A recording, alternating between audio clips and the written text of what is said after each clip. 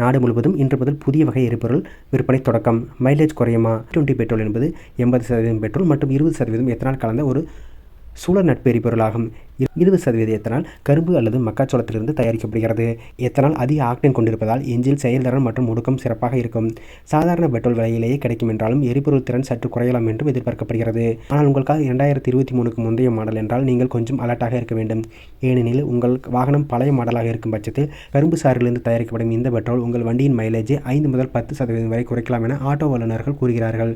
அதாவது 2023க்கு பின் வாங்கிய வாகனங்களுக்கு E20 மிகவும் பாதுகாப்பானது. இதற்கு முக்கிய காரணம் பழைய என்ஜின்கள் இந்த புதிய எரிபொருளுக்கு ஏற்ப வடிவமைக்கப்படவில்லை என்பதுதான். இந்த பெட்ரோலை நீண்ட காலம் பயன்படுத்தினால் உங்கள் வாகனத்தின் என்ஜின் பாகங்கள் விரைவில் பழுதடையலாம் என்றும் கூறுகின்றனர் வல்லுநர்கள். ஆனால் மத்திய அரசோ E20 பெட்ரோலால் மாசுபாடு குறையும், வெளிநாடுகளிலிருந்து கச்சா எண்ணெய் இறக்குமதி குறையும் என்றும் கூறுகிறது. அனைத்து மாநிலங்கள் மற்றும் யூனியன் பிரதேசங்களிலும் E20 பெட்ரோல் குறைந்தபட்சம் 95 ஆக்டேன் அளவை கொண்டுள்ளதுதான் விற்பனை செய்ய வேண்டும் என மத்திய பெட்ரோலியத்துறை அமைச்சகம் திட்டவட்டமாக கூறியுள்ளது.